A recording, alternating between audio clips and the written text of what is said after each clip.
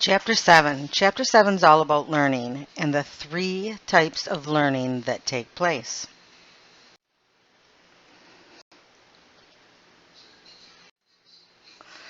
So, what kind of learning takes place other than through language and words? We either learn by experience or we learn by association. So, there are two types of association that we're going to go into. So, experience and association other than through other types of learning like language and words, like lectures, like what we're doing. So, there are two types of associative learning. That's when you associate something with that learning. Those two types are called classical conditioning and operant conditioning. So classical conditioning is when we put something in there that doesn't belong and make it belong, make it associated with it so that we will always react the same way to that same stimulus. Operant conditioning, on the other hand, is rewards and punishment. There's consequences, whether they're positive or negative, for doing that behavior. Again, aligning something in there or associating. Now, the third type of learning has to do with cognitive learning. That is through language and words. That is through observation. That is the lectures that we have in class. Okay. Now, first we're going to go into classical conditioning.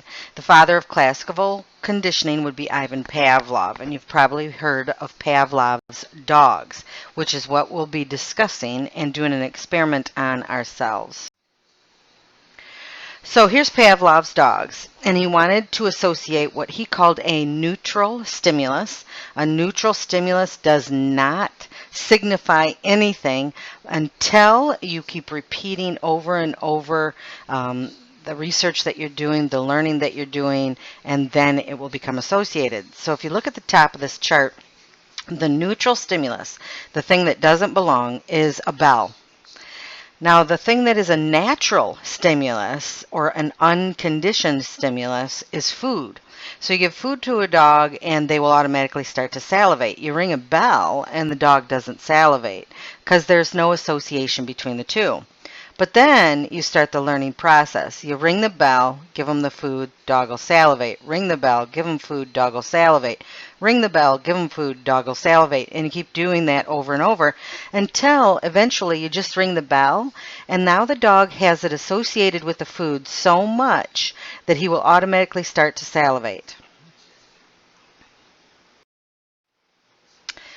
So, I want you to click on that link that I have there for, it says shooting, click on it. And it is a young man who will show you classical conditioning that he did as a project for his psychology class. There's a bit of language in it, of course, but they're college students, so you're going to have to understand that that's there. A very good example of classical conditioning.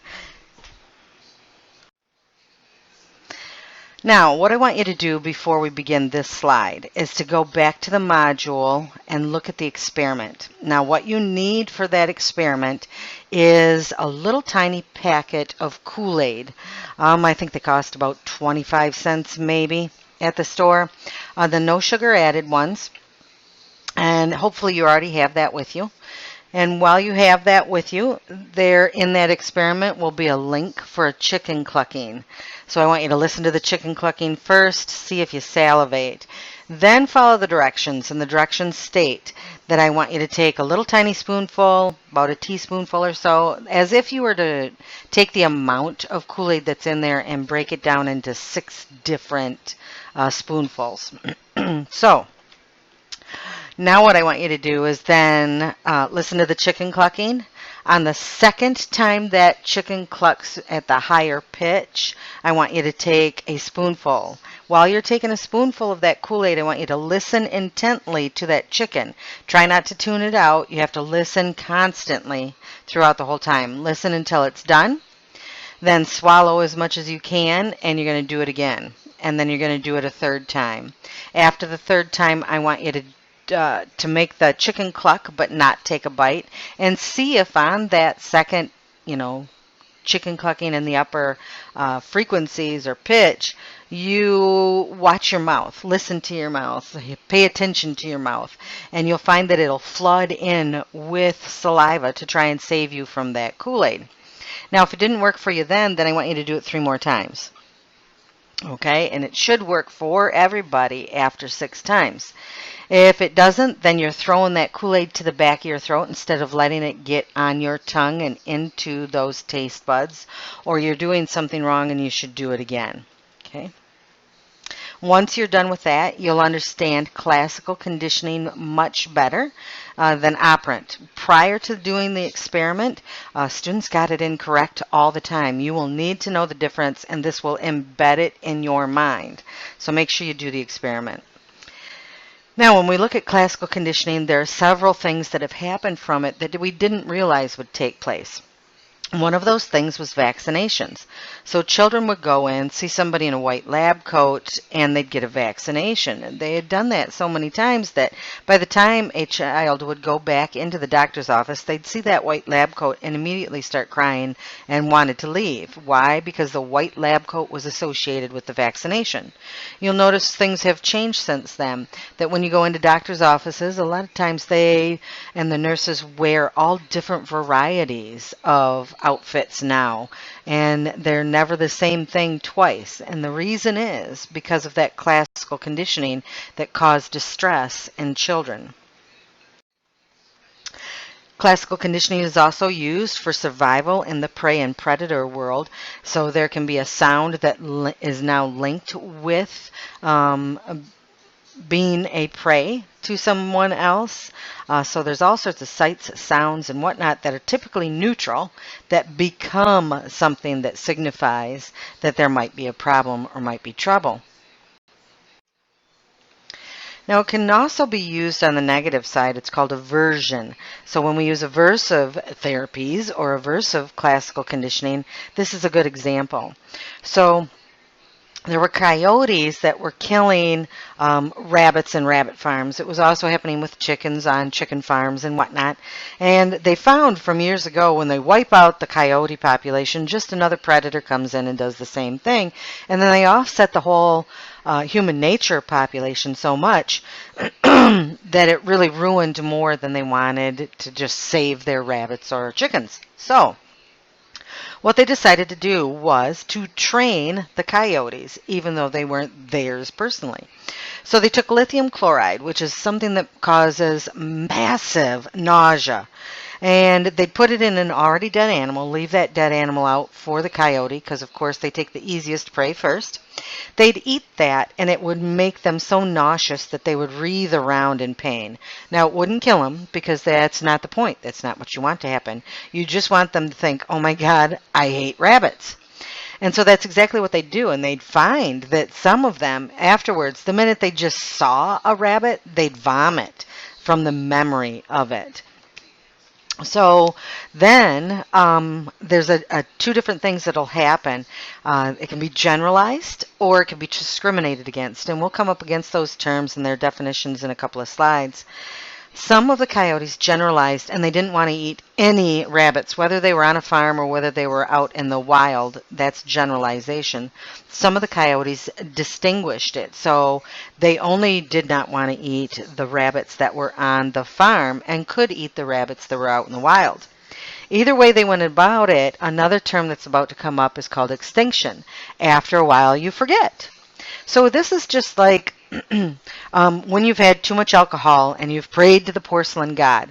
So for me, this was tequila years ago and a race to get to the worm and who would win. I won, yet I lost. So what happened was I couldn't have anything to do with tequila, couldn't even smell it. So if anybody else had a drink that had tequila in it, I would have to move away because the smell itself would make me nauseous, make me want to vomit. But after a few years, that tended to go away, and of course, I tried it again. So this extinction process happens, and then you can have a reminder to get you back to where you were, to remind you that you didn't really want that in the first place. You do need to know the terms that go along with classical conditioning. It will be essay portion of test question. So on the classical conditioning, we have an unconditioned stimulus, also called a UCS. It is a natural stimulus. It gives you the response prior to learning that's normal. So for you, it would have been the Kool-Aid. The Kool-Aid elicited a natural response. For the dogs, it was the meat that elicited the natural response. You don't need to learn this, it automatically happens. So it's a natural stimulus, otherwise called an unconditioned stimulus. Then we have the unconditioned response. That's that salivation that automatically happens for Kool-Aid or for meat. That it doesn't have to be learned either. It's an automatic thing. Now we go into the things that alter. So we have the conditioned stimulus. It is the neutral thing. So for the dogs, it was the bell. For you, it was the chicken clucking. Those things don't normally have an unconditioned response. So those are neutral stimulus or conditioned stimulus.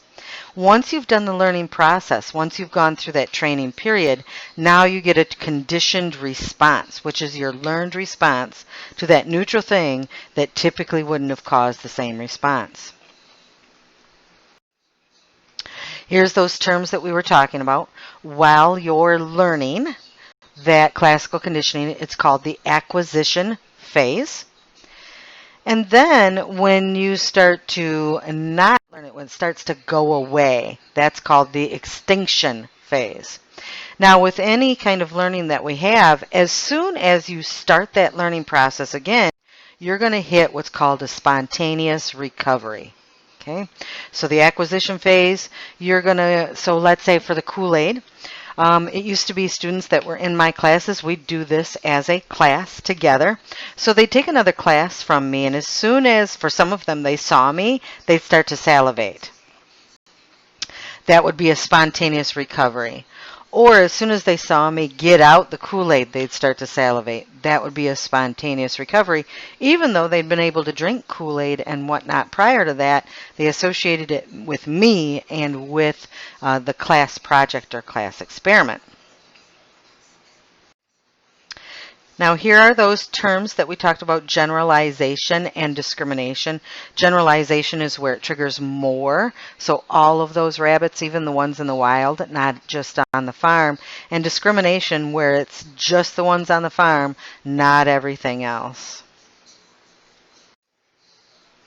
Watson is our next classical conditioner. Now, he was the founder of behaviorism, so we'll call him the father of behaviorism many times.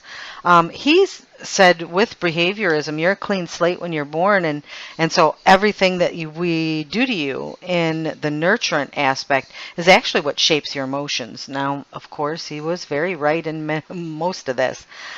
He learned so much about how to change people's emotions and how to make them want things that they didn't originally want, that he actually went into advertising and was very, very good at it. So here's classical conditioning again that that Watson did. You may have heard of him working with little Albert. Now he worked with hundreds of babies, not just little Albert. Little Albert was the first though. So what was it? He found that this baby loved everything, loved interacting with everything that there was, and really had no fear. So he wanted to make that child have fear. And so the thing that the baby liked the most was the little white rat. And so what he did was find the thing that the child hated the most, and that was a loud clanging noise. So first the child loved the little white rat, and then every time he was near the little white rat, he'd do this loud clanging noise to make the child cry. So he did it over and over again until eventually the little white rat, without the clanging noise, automatically made him cry. He was trained to know that that little white rat was bad. All right, now on this slide there are two different things that you could click on. One is hyperlinked at the bottom. That'll work just fine. The other one is actually the same thing. It's just different. It was a backup site in case the first hyperlink didn't work. Otherwise, if neither one of those hyperlinks work for you, I want you to look up Little Watson or Little Albert and the Watson experiment, and it will show you exactly what you're looking for. So please watch that. Then we can go into operant conditioning. So we have classical conditioning, and we understand that. Now we're going into operant conditioning, which is all about consequences. So the first thing that I want you to do is to click on that link up in the upper right hand corner. So if you can't do it on this, remember that there's another set of PowerPoints on there without lecture that you can click on that hyperlink. Now the thing with Sheldon is, if you ever watch The Big Bang Theory, he decided he's going to train Penny, and he does a wonderful job of it. He does great with this, and he even brings up and discusses the theorists behind it from the past that we're also going to go over. So please take a moment and watch that video. Now, essentially, operant conditioning is also when you were taught to say please and thank you when you were younger. If you said please, you got the cookie, so that was a reward. That was a consequence for that behavior. Now, it'll all go through the same process. While you're learning it is the acquisition phase. You will go through an extinction phase. Someone will have to remind you to say please and thank you again, and then you'll automatically a spontaneous recovery of doing it again that'll then go through the extinction process again.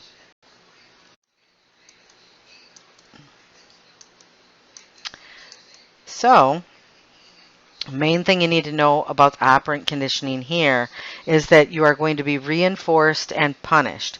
Two terms that you need to know. Reinforcement means that the behavior will become more likely to happen again, so we want you to keep doing it and do it more often.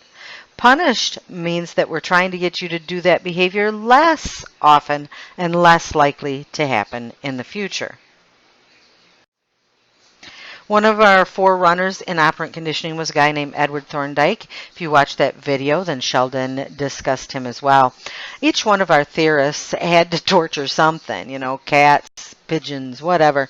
And so Edward Thorndike loved to work with cats. And so what he did was make puzzle boxes to see if he could get, through operant conditioning, rewards and consequences, get them to learn. And how many steps could they learn? So here's Edward Thorndike's puzzle box. See, now he had 15 different varieties of puzzle boxes, and he wanted to see that if they maybe pulled a string or stepped on something or pushed on something, the door would open and they could get out. If you know cats, they love to be in boxes, but only of their choosing. If you forcefully put them in a box, they're not real happy campers about that. They don't like it, and they want out. So they're going to try to figure out a way to escape. He found that cats could learn three-step processes at maximum, but yet still learn three-step processes, which means they could learn to not just pull on a string to get out, but they could learn to pull on a string and then step on some kind of pad and then push something to get out. They could learn 3 different steps. Now, of course, this took a learning process. This took time. 1 step at a time, then 2 steps, then 3 steps. He found that once he tried to get to the 4-step process, he couldn't get the cats to get that far. Next one we have, who is a forerunner of operant conditioning, is Skinner. Now, when we look at Skinner, he came up with Skinnerism, and he came up with the Skinner box. So here's an example of a Skinner box where he's using it with a rat. Here's a better picture from the inside of a Skinner box. There tended to be a speaker so that he could speak to the animal and have words associated with learning that was going to be taking place. Lights on or off, dependent, or even colored lights to associate with learning. And the unfortunate thing is that he always kept his animals at approximately 2/3 of their normal weight, which meant that they were always hungry. They were starving. And so they would work harder for food. They would do what he wanted them to do for food. Now, he typically went through a process as well. Maybe he would say to turn around or show them a word that said turn, and they would have to turn in order to get that treat. Now, many times when you're using operant conditioning, you have to catch them being good. So you probably heard of that term before. So if a rat turned on their own, they'd automatically get that food to teach them what it was that they did that they want to reinforce. So a lot of times you have to watch them closely to look for them to do it by accident and then give them the reward for it. Now, with operant conditioning, it's all about, and most often you've been taught about reinforcement. You get a reward for doing whatever it is. And schools are based off of it. You get a grade. That's operant conditioning. And when you were in school and you got stickers across the board to show how many books you did, that's operant conditioning. You got a scratch and stiff sticker. You got anyone saying that you did a great job, that's operant conditioning. Those are all versions of reinforcement. But there's also reinforcement that goes to the opposite side of that, and it's called negative reinforcement. And people think of that as consequences or as punishment. And we're going to go through those definitions. The first thing that I want you to do, though, is to click that hyperlink at the bottom, and it'll show you Skinner and Skinner talking and telling all about the way he thinks. The one that I have on there is with pigeons, in fact. You'll hear him dog Freud. He doesn't really like Freud's thought processes because, remember, he believes that you're a blank slate. And he will also discuss the fact that he does not believe in free will. He actually wrote a book disproving free will, that actually all of the choices that you think are free will choices are choices that have been set up prior through conditioning. And the massive amount of proof that he has associated with that will truly make you understand how very little free will, if any, free will there is at all. So let's take a look at our positive and negative reinforcement. So our positive reinforcement, I want you to think of as a plus symbol. So that's when you add something. You're adding something to get that desired behavior. You want somebody to say please, you give them a cookie to say please. That's adding something positive. Okay? You want them to work with negative reinforcement. It is ending something unpleasant to get them to do what you want. So I want you to think of it as a subtraction sign because you're subtracting something that they don't like. So it used to be in my classes when we had in-class activities. I can't figure out a way right now to do it online. But if you had enough points, then you didn't have to take the final exam. The final exam, any exam, is a negative. So when it comes to exams, it's an unpleasant activity that students like to have ended if possible. So of course, if you get enough points, then you don't have to take the final exam. And that is a negative reinforcement. So it's still a reinforcement. It is not punishment. It is a negative, meaning you remove something unpleasant from the situation to get that person to do it more. Now, another term that goes along with operant conditioning is called shaping. That means you have to try and get them to your desired behavior. So, I've gotten this before where parents will say, all right, well, I want my kid to put their dishes in the dishwasher when we're done eating. But they didn't realize that it's a several-step process. It is not only taking your dishes to the kitchen, which is one step. Then it's taking your dishes to the kitchen, cleaning the plate off, throwing away the napkin, which is a second step. Then it's taking your dishes to the kitchen, cleaning the plate off, throwing away the napkin, possibly rinsing off that plate. That's 3 steps. Then it's taking your dishes to the kitchen, cleaning off the plate, throwing away your napkin, rinsing the dish off, and then putting it into the dishwasher. So there's 4 steps to that. Now, I'm going to have you do some conditioning, and while you're doing it, you might find if it's not working that it's actually steps to that process. So really watch while you're doing it. How many steps does it actually take? And you need to reduce the time period to give the reward. So for those dishes, just taking the dishes to the kitchen is the first reward step process. You give them reward for that. Once they are used to that, do it on their own, don't need a reward any longer to do it, then you add the second step. Once that comes to a point where you don't need the reward, they just do it on their own, then you add the third step. So there may be steps to it, otherwise known as shaping that behavior. Okay? Of course, we can have negatives associated with operant conditioning. So, for example, when children are in an aisleway, and yep, grocery stores, every store sets it up this way, so that candy is in that aisle just as you're checking out. and they want that candy. As soon as they get reinforced once, even once, out of all the times you say no, you could say no out of 99 times of visiting that store. But the minute you say yes once and you give them a reward for throwing a tantrum, for not being good, for crying for the candy, you have just rewarded bad behavior, and you will find that they'll do it again and again and again just to get that reward. Now, sometimes we blame parents for this. Trust me, sometimes it's easier just to give them that reward than to actually have to deal with them. But sometimes other people reward them. You can have a grandma-like person that says, "Oh, can I just give them a piece of gum?" And they give them a piece of gum, or they'll buy them the candy, or other people outside of that family can do it, and that will automatically make those tantrums happen again. So it doesn't necessarily have to be that the parent did something wrong. It can be other people reacting to that child and actually reinforcing bad behavior. So be careful about reinforcing bad behavior. It only takes once. I mean, you want them to do something, it takes lots of practice. You don't want them to do something and bam, all it takes is one time, and all of a sudden they're doing that bad behavior over and over again. Discrimination also happens with operant conditioning. The same thing with generalization, but discrimination with operant conditioning is more well known because of the training processes that are gone through. So, for example, the drug dogs, or this one is a bomb sniffing rat, any of those going through a discrimination process and the operant conditioning to get them there and to understand what is what they're looking for and what isn't what they're looking for. Now, there are four terms that you're going to need to know that go along with operant conditioning.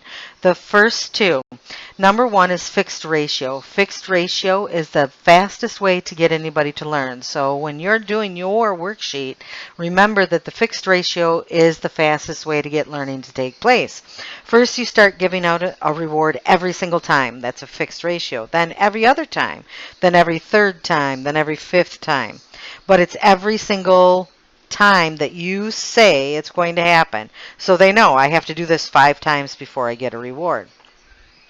You always have to start out at the lower numbers, then increase it, because eventually then you won't need to do the fixed ratio. You're going to actually move into what we call the variable ratio.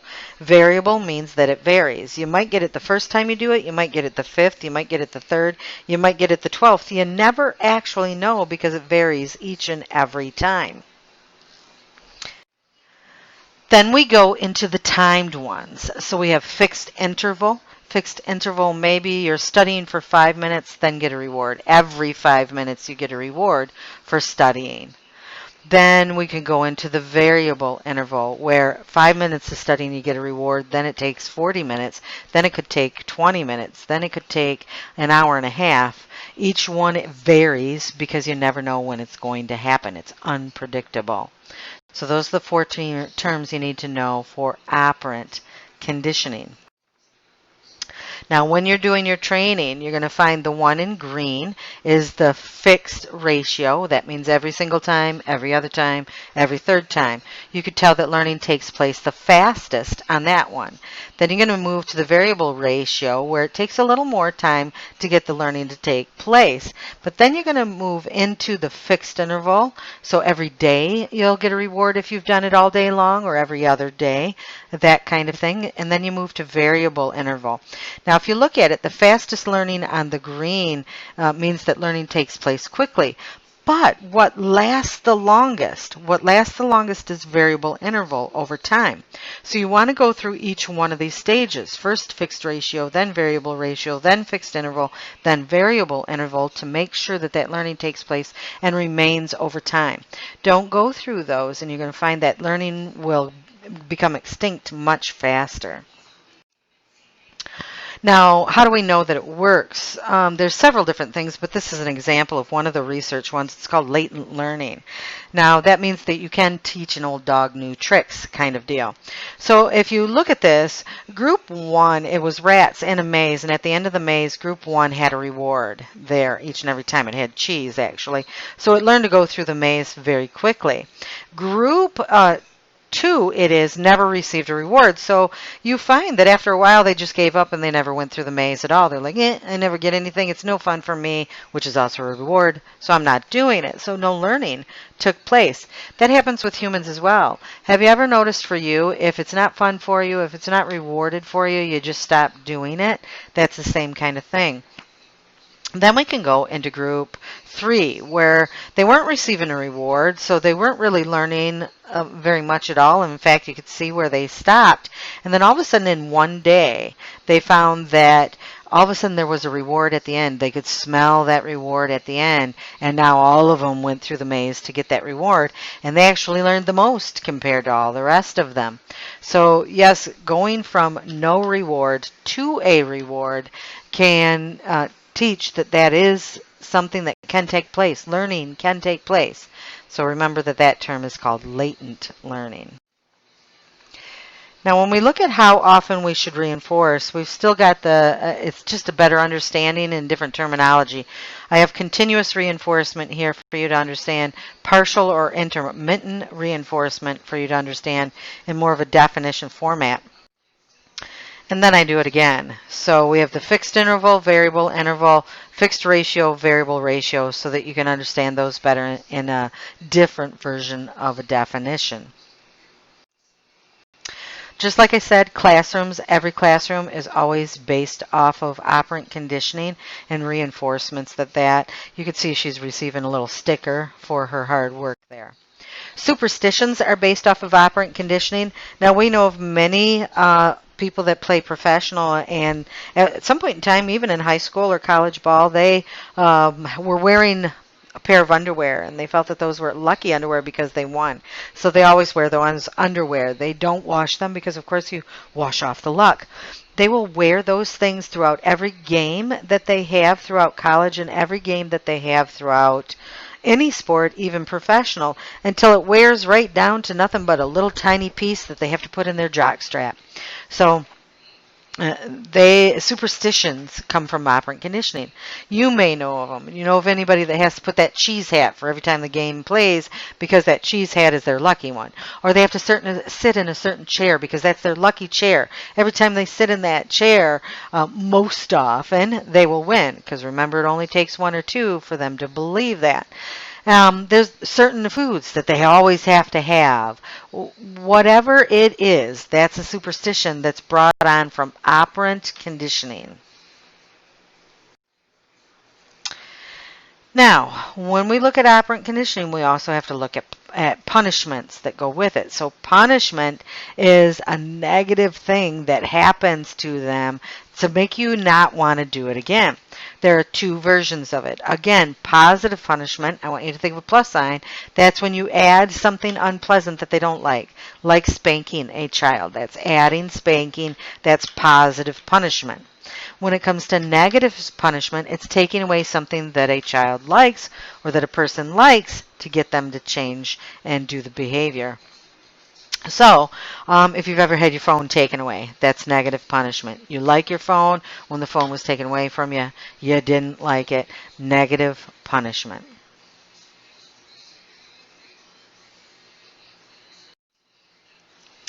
So when does punishment work and when doesn't it work? So punishment, the big thing that you need to know is it's not the severity of the punishment.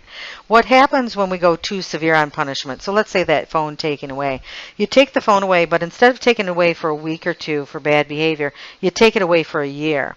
And what happens is, if you take it away for enough time so that the person you're punishing forgets why the phone was taken away in the first place, then you've lost the whole effect of taking the phone away. Now instead, when they lose the memory of why the phone was taken away, they will also begin to hate the person who took the phone away, and now you're actually teaching them to hate you. So that is the opposite. It's not the severity of the punishment. So just like with spanking, it's not 20 swats. It's 1 or it's 3. Anything past 3, by the way, is what is the definition of abuse.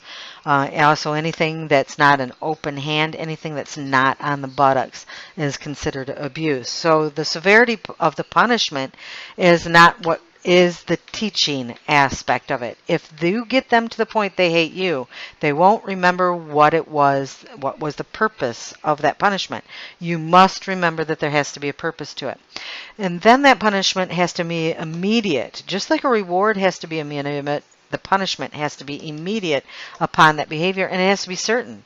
It can't be that sometimes they get away with it, sometimes the parents are too tired, sometimes it has to be certain.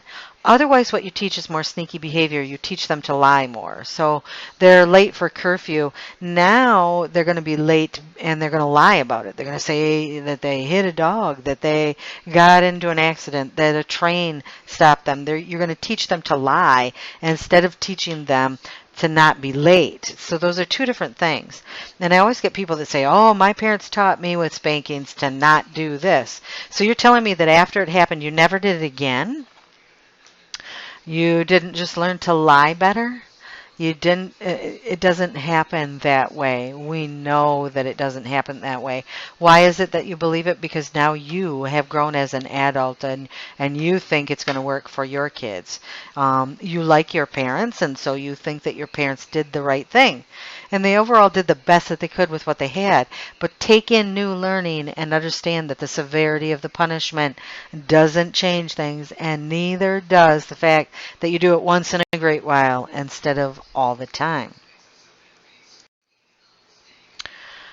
So, when we look at positive punishment compared to negative punishment, and then we have negative reinforcement compared to positive reinforcement, here's the wording that can go along with it so that you can better understand each and every one of those. I don't need to read those. You can read them on your own.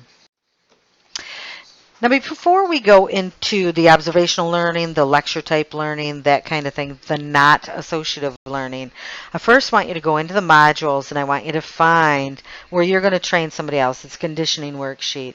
And this is what I want you to do. I want you to think of a behavior that you either want somebody to do more often or a behavior that you don't want them to do. You cannot tell them that you're conditioning them or training them because that will automatically stop the process and ruin the whole project that you're doing. So you may, for example, if you're younger, you may have a sibling that bursts into your room all the time, and you'd like that sibling to knock instead of coming into the room. You have to think of what behavior you want to change and tell me what that is. What was it that you used to do that didn't work to get that behavior changed? Tell me what it was that you used to do. Did you always yell at them? Because yelling doesn't work. You always yelled at them. Yelling didn't work. Now what are you going to do? So what is it that their food works quite often? So what is their favorite snack? Maybe it's Skittles. So every time they knock on the door before entering, you'll give them a bag of Skittles or a few Skittles or, one of those little Halloween Skittle packets or something like that. Figure out what it is that is a reward for them that you're willing to do. You might even have to ask them, what would it take for me to get you to stop coming in? Now, people will say, well, I'll give them money. But you'll find that money is one of those things that greed automatically happens, and more money is needed for a smaller activity. So instead of just giving them a quarter every time, they'll need $1 every time or $5 or something like that. Money isn't really something, it automatically perpetuates greed. So you could buy a whole bag of those little containers of Skittles or M&Ms or something like that, or Sour Patch Kids, I don't care, whatever it is, and give them each one and find that each one of those little packets only costs you about 10 cents each. And they're working for actually 10 cents or 10 cents worth of something. But because it's not money, you'll get further. So try that. Maybe it is, I have an example of a woman who came into my class and she said, oh, my husband will not put that toilet seat down. He drives me crazy. And so she wanted the toilet seat put down every time he was done urinating. So what was it that he did before the behavior that she wanted to change? He was urinating. What was it that she used to do? She used to yell at him. She used to, and he'd just laugh about it. She used to scream when she'd get wet, all of those kind of things. None of those things worked. So what was she going to do now? Well, she had to go to him and ask him, what would be a reward for him to put that toilet seat down? And he stated oral sex, quite honestly. And so she said, all right, fine. If you put that seat down, you'll get oral sex. Now remember, it's got to be something you're willing to give. If you're not willing to give that, it's not going to work. So she did. And first it was every time, then it was every other time, then it was every day. You know, right off the bat, she went to every day. If you do it all day long, then we'll have this exchange take place. And then eventually she found that she didn't have to do it. He just naturally put the toilet seat down and he didn't need the reward any longer. That meant operant conditioning had taken place. And then she graduated 3-4 years later and said, it still happens. It still works. So every once in a while she might need a refresher to give him, but it worked out just fine. You decide what you will give as a reward for whatever behavior it is you want changed. Okay? And then that's what you're going to do on that worksheet. Now, on one side, you're giving me all the descriptions of the stuff I just discussed with you. On the other side, this isn't every day. This is every single time. So every time you give a reward, did you reward them? Did you punish them? What was the reward? What was the punishment that you gave? Give me the date. Give me the time that it happened at. Now, it'll also say ignore. Now, you are allowed to ignore once out of a whole week. You're going to do this training for 1 week. So it's got to be a behavior that happens continuously over a week. It can't be something that happens once a month or even once a week, because that won't work. So every single time you're going to write down what it was that you did. Did you reinforce it? What reinforcement did you use? Now, why do I have you write what reinforcement or punishment? That is quite simply because sometimes your reward won't work. If you find it's not working after a couple of days, then you know your reward doesn't work for that person. You need to change it and try again. So tell me what rewards, any changes of rewards, and then you also have to tell me when you're moving from a fixed ratio, what that fixed ratio is going to be to the variable ratio, to the fixed interval, to the variable interval. So it has to be over time and it has to happen several times. Now you will probably use more than just this sheet. That's perfectly fine to use more than just this sheet, or figure out how to use this sheet so that you can add more times to whatever training it is. So thoroughly inform me of what you're changing of behavior, what you're using as a reward, what you're using as a punishment. You may not use just punishment. It must be reward based. If you're using rewards and they're working, you don't even have to come up with a punishment. It's a reward-based activity, so look for how to reward that individual. It can be a person, it could be a dog, it could be your hedgehog, I don't care. Cats are a little more difficult, parents are a little more difficult, in particular dads. So you can do it, it just takes you longer than a week. So make sure that you, if you're doing it, what is it you're doing it, who's you're doing it with, what you're using as reward and punishment, that kind of thing. Okay, so that's your assignment for the week. Now we're going into the biology, cognition, and learning, observational, lecture-based, that kind of thing. It's called cognitive learning. So cognitive learning, you can see by observation, by use of language. Lecture classes are language-based. Observation, you don't know when you go into a restaurant, there's 3 forks there, 3 spoons, 3 knives, and you're like, I don't know which one to use first. So you look at the table next to you and you can see from them which one to use first. That's observational learning. Observational learning happens because of those mirror neurons that we have in our brain. Of course, any type of learning, this is going to happen in every chapter. We have biological, psychological, and sociocultural aspects that have learning take place. You can read each one of those on your own. So, know that there's a couple of terms that you need to know. Intrinsic motivation and extrinsic motivation. For intrinsic motivation, that is when you do it just because you enjoy doing it. It's for its own sake. Extrinsic motivation is actually how everybody learns at first. It's because you're receiving rewards from others. So many people will think, I love reading just for the sake of reading, or I love basketball just for the sake of basketball. But look back in your history. What was the extrinsic motivator that got you to like it? Because we all need an extrinsic motivator to eventually, when you're doing it on your own without the reward, you've moved into intrinsic motivation. So you need the extrinsic first. Was it that you watched basketball all the time with your dad, or there was grandpa was involved in there? There was some kind of positive thing, or you always loved the dip that went along with watching the game. Whatever it was, there was an extrinsic motivator that went along with it. Reading, did you sit next to mom or dad while they were reading all the time, and it was just a very nice, drinking tea, lovely quiet time together that created that extrinsic motivation or gave you that extrinsic motivator to become the intrinsically motivated? By the way, even if you don't remember one, there's always one there to lead to intrinsic motivation. So we tend to have this issue as adults that we don't remember what the extrinsic motivator was, and we're like, no, I've just always loved reading for the sake of reading. And it's actually not true. And then we push that onto other people and say, oh, well, you should like to do it just for the sake of doing it, like I do. And that's not actually the way it works. Now, Albert Bandura was one of our leading theorists that went into the cognitive learning aspect of things.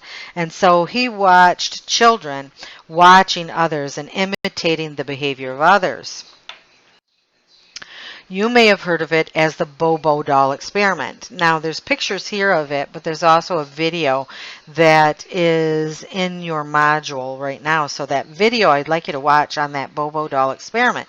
Now, what he found, and he'll tell you all about it, is that when an adult abused the doll that was prior to this, if you look at the doll, it's that blow-up doll that we now know of as a punching doll.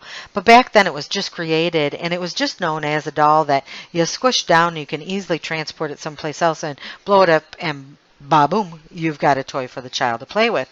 So it wasn't known as a doll that you hit or punch. So they took this doll and they brought it into a room, and if children watched an adult hit it, punch it, use negative words towards it, anything like that, then they automatically did the same thing.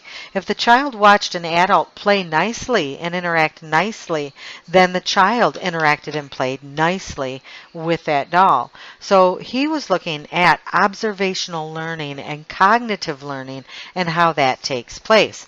So if you get a chance, please watch that video now so that you understand what we're discussing at this time. Now, learning by observation, or otherwise known as observational learning, is learning by watching other people. It's used mirror neurons in their brain, and those mirror neurons for empathy and or pain can help you to learn by observation as well. So here those mirror neurons are. Notice there's a lot more pain mirror neurons in the brain than there are empathy mirror neurons. So the ability to feel other people's pain, put yourself in their situation, is far more difficult. You can see that in our society. Anytime somebody says, well, I did it, they should be able to do it, that's a lack of mirror neurons. That's mirror neurons that are not functioning at all because they're not understanding the other person, where they're coming from, their intellect, their ability to do what they've done. Okay? Now, we can also understand that just like when we discussed pain, we can reduce your understanding of pain by, unless you're bleeding out and dying, we don't recognize it or give you any sympathy for it. We can do the same thing with empathy. The more we teach our children, well, if I did it, that means everybody can do it, the more we're actually teaching them to not have empathy for others. The more we teach our children that just talking to the television, talking politics, and not caring about other people and other people's needs, you reduce the empathy for other people in their brain. Now, the unfortunate thing is some parents actually want to do that, and that is not a positive thing. What you create when you do that is narcissistic behavior. Narcissists cannot understand empathy, and so sociopaths can't understand empathy, and you are creating narcissistic and sociopathic individuals when you teach them to not have empathy for others. Now remember, empathy is not sympathy. You could feel bad for somebody else that doesn't have health care, but if you don't help them get it, you don't have empathy. Now, pro-social behavior is what we want to teach with our children. Pro-social behavior is teaching them ethics and moral codes and teaching them about humans and that we are humans and need to care for other humans. We are also animals and need to care for other animals. Now, one of the ways you can do that is modeling that behavior. And at the bottom of this slide is a hyperlink for you to watch pro-social behavior. It was a commercial many years ago that came out that I wish we still use today to lead to pro-social behavior. It brings in road rage. It brings in just throwing trash on the street. It brings in all sorts of pro-social behavior that you want to have taught. So please watch that video now if you can.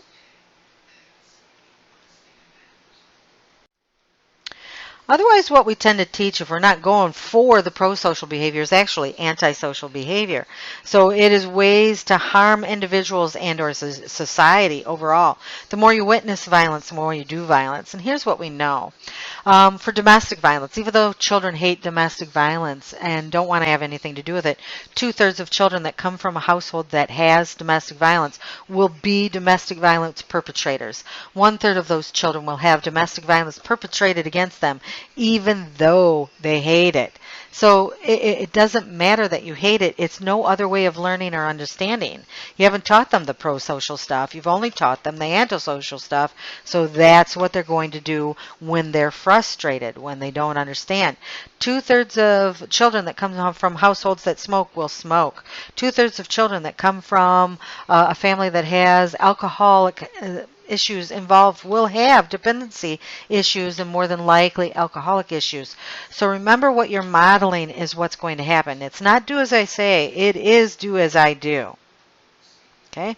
Now this child has had antisocial behavior happen so often that she is perpetuating that on her dolls.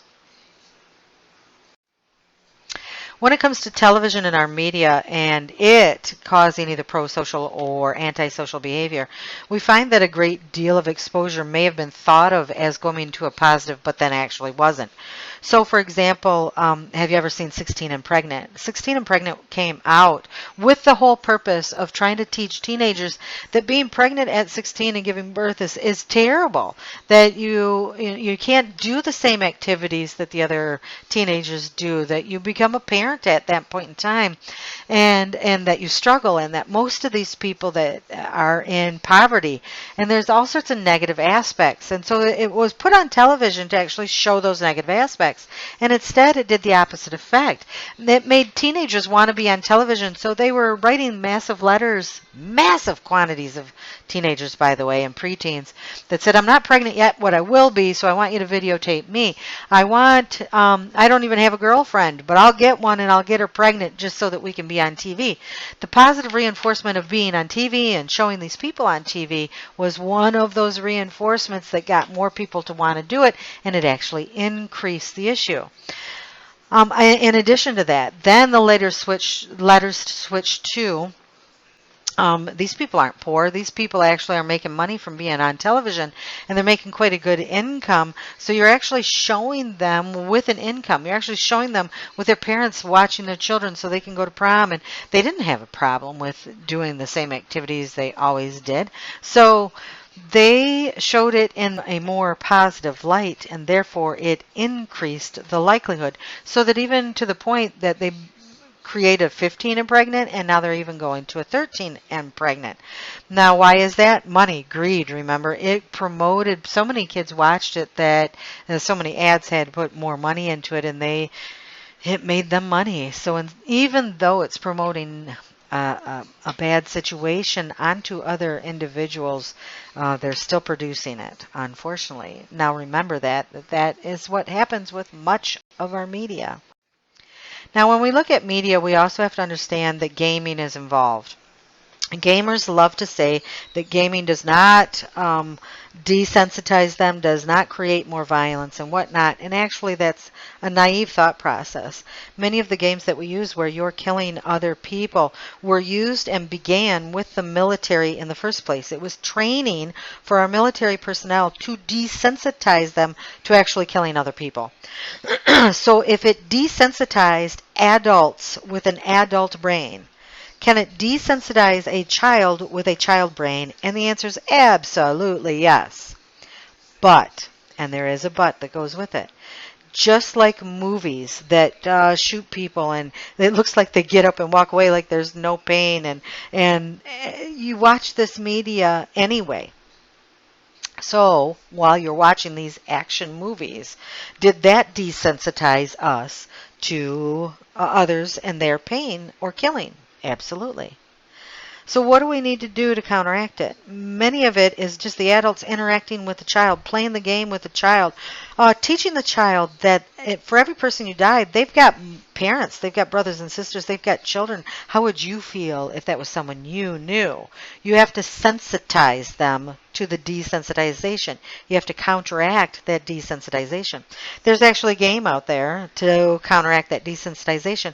If they play a kill 'em activity or game for 2 hours, then you make them play this other game for 2 hours, and it's got to do with lemmings. Yep, that's actually what it was, lemmings. You have to save the lemmings from committing suicide, and it is to promote empathy.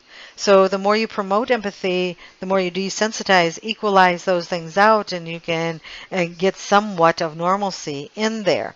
So look for the ones that help promote empathy to go along with that desensitization. Play with your children, talk with your children, interact with them.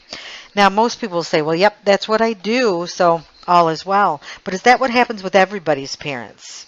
And the honest to God truth is no, they don't have time for that. They don't care to do that. There isn't the possibility of doing that. And many times maybe your child can't play those games at home, but they can go to a friend's house and they play those games there.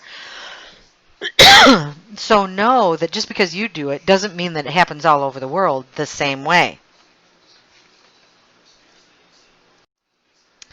Now, this is the way most people look at anything that we cover, and when it comes to graphic violence, the way they look at it as well. So does it desensitize us to violence? Of course it does. Does it help us tolerate violence? Absolutely it does. Does it stunt our empathy for our fellow beings? Absolutely. All of those things take place. Does it cause violence? That's more difficult to prove. Because it's more difficult to prove, that's the question that's asked by people so that they can prove that you're wrong. Now remember, do I play violence games? I don't anymore because my son's moved out, but did I play them with my son? Absolutely. He loved nothing more than whatever my character was, and in particular, even if I was on his side, shoot me in the back of the head. He'd say, hey, Ma, turn around. I'd turn my character around, bam, I get shot. We had more fun with those graphically violent games and each other. We thoroughly enjoyed them. But we also had to go through, and I made sure empathy was, in fact, not equivalent to the desensitization. It went above and beyond because I want my kids to be empathetic of others and care about others. I don't want them to be narcissists. I don't want them to be sociopaths. I want them to be good individuals that care about humankind and animals of all kinds.